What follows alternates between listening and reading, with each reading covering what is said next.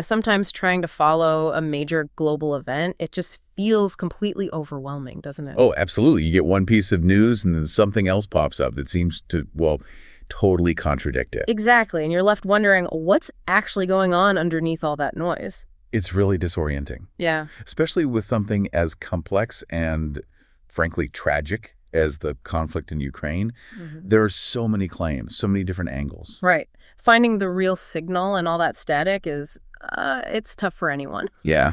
And that's really why we decided to gather up, a whole stack of different perspectives, articles, analysis, notes, and just do a proper deep dive into the situation in Ukraine.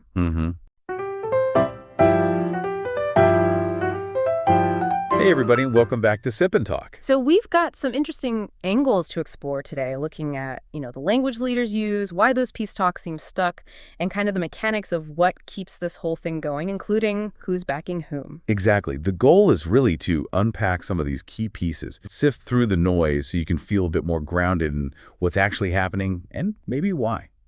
All right, let's do it. So one thing that really jumps out is some of the pretty strong language being used, specifically coming out of Moscow. We saw reports, I think from 2025, where Putin apparently called Ukraine a terrorist organization. That sounds odd, right, for a country? It does sound odd. And yeah, that phrasing is, let's say, highly charged and unusual when talking about a sovereign nation.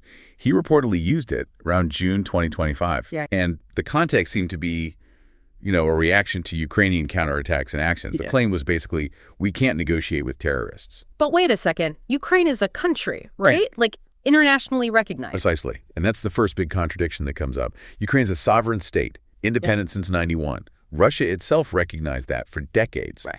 So under international law, what Ukraine is doing is, well, it's self-defense against an invasion. Calling the defender the terrorist just flips the whole script. Yeah. It's like someone breaks into your house, you fight back, and they call you the bad guy, the aggressor. It just doesn't logically follow. It doesn't. Yeah. And the likely thinking behind using that label, it seems to be an attempt to twist the narrative, distract from the fact that Russia invaded and try to make Ukraine's resistance seem illegitimate. And remember, international bodies like the ICC issued warrants related to alleged war crimes by Russia, like against Putin himself back in 2023. So the international condemnation has been focused on Russia's actions, not Ukraine defending itself. That context matters a lot here. Okay, so that's contradiction one. Calling a sovereign state defending itself terrorist. What else doesn't add up? Well, number two is Russia's own history. Putin says he can't talk to terrorists now. But Russia did talk to Ukraine earlier in the war. Oh, right. Those talks in Belarus back in 2022. Exactly. And even later that year, Putin himself kind of hinted they might be willing to talk again. Huh. So willing to talk then, but not now because of this new label seems convenient, maybe? It does raise questions, doesn't it? It suggests maybe the refusal now isn't really about the label, but perhaps, as some analysis suggests, it's more about hiding a goal of, not actually negotiating peace, but rather destroying Ukraine's sovereignty altogether. And Zelensky, Ukraine's president, he's been skeptical about Russia's offers all along, hasn't he? Yeah, he's basically said he didn't think those earlier offers were genuine, more like tactics to try and force Ukraine to give up land. Okay, so contradiction one is the sovereignty issue. Two is the history of talks. What's the third? The third one is, it's the sheer difference between what Russia accuses Ukraine of and what international observers say Russia has been doing. How so? Putin uses the terrorist label for Ukraine, right? But meanwhile, you have numerous independent reports, investigations, pointing to alleged large-scale war crimes by the Russian military. Like what kinds of things? Things like bombing civilian areas, hitting hospitals, the forced transfer of Ukrainian children to Russia. Really serious stuff. In contrast, Ukraine's actions that get reported are often targeting military infrastructure, supply lines behind Russian lines. So Russia is accused of hitting civilians, hospitals, and then calls Ukraine targeting military stuff terrorism. It's a pretty stark double standard, yeah. Like the arsonist calling a firefighter violent for using water. Yeah. It seems this rhetoric hasn't really landed internationally. If anything, it's probably just deepened Russia's isolation and reinforced the sanctions. So this language seems like a tactic, basically, trying to control the story, maybe avoid dealing with the reality of the invasion? It certainly looks like a part of that strategy, yeah, trying to shape the narrative, but it doesn't seem to be changing the facts on the ground or the international legal view. Okay, let's shift gears a bit. Okay. Away from the words, towards the, The lack of action on peace, it's so frustrating watching this drag on. And peace talks seem completely stuck. You even hear these claims sometimes, right? Like prominent figures saying they could end the war in a day or whatever. If it's so easy, why hasn't it happened? Right. That idea of a super quick fix. Well, it runs into a lot of skepticism because it tends to ignore just how deep the disagreements are. This isn't just, two neighbors arguing over a fence line. It's about fundamental things. For Ukraine, their existence as a sovereign country, their land, their future security. For Russia, what they see as their core security interests, their sphere of influence. Forcing a quick deal probably just means one side gets pressured into giving up something vital. So what are those core clashing things keeping them apart? It really boils down to mutual blame and goals that just seem impossible to reconcile right now. Ukraine sees itself pretty clearly as the victim of aggression. Understandable. So their baseline is Russian troops out, full control of our territory back.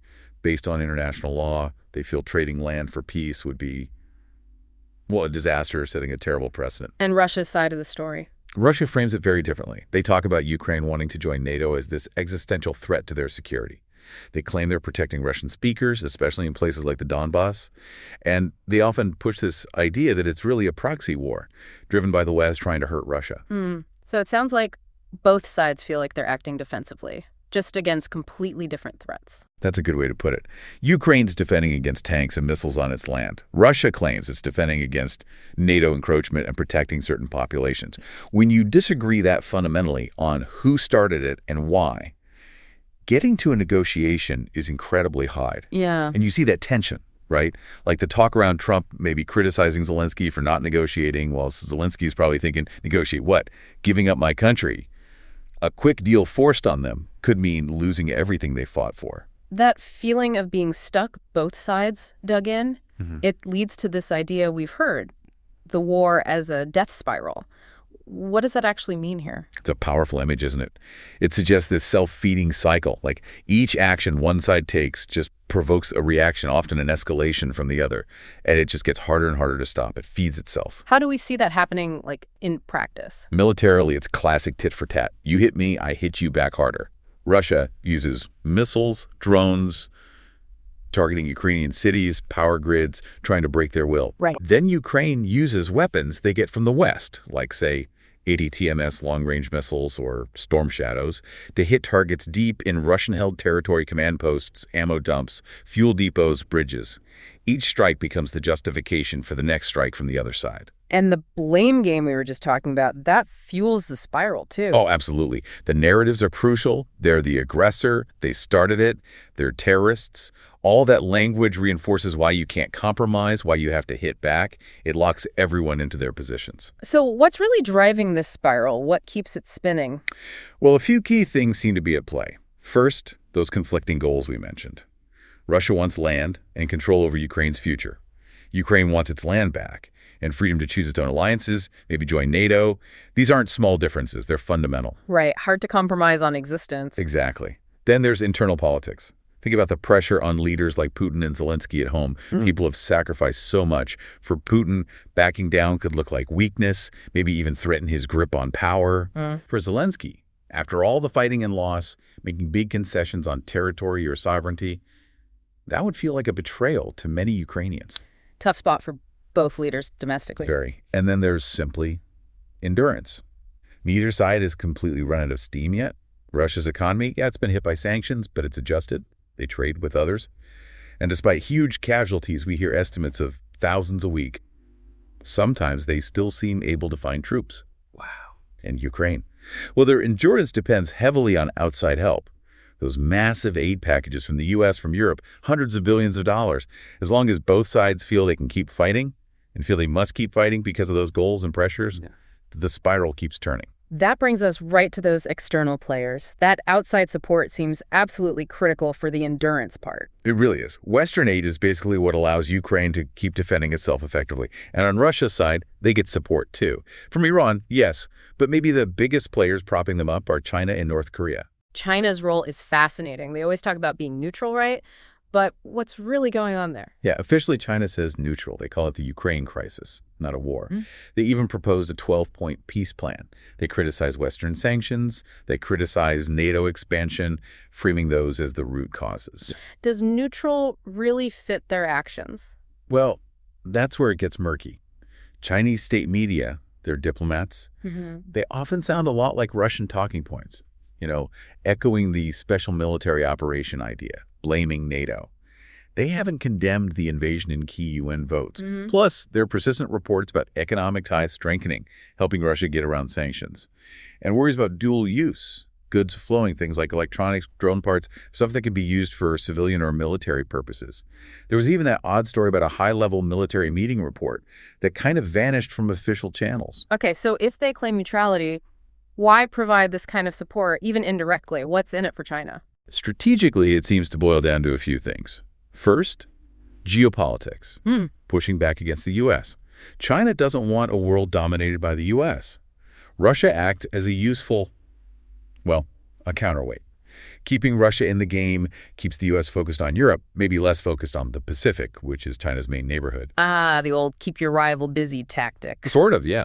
Second, economics. Trade between them has boomed since the invasion. Chinese companies fill the gaps left by Western ones. They help Russia get things it needs. It's good business for China. Okay. And finally, there's ideology, maybe regime security. China, Russia, North Korea. They all kind of push back against Western democracy and that whole international order. If Russia, an authoritarian state, is seen to fail under Western pressure, well, maybe that makes them worry about their own systems, like if one domino falls. Gotcha. It's about protecting their own model, too, in a way. Potentially, yeah. So it's a mix of strategy, economics, and maybe shared worldview. And North Korea.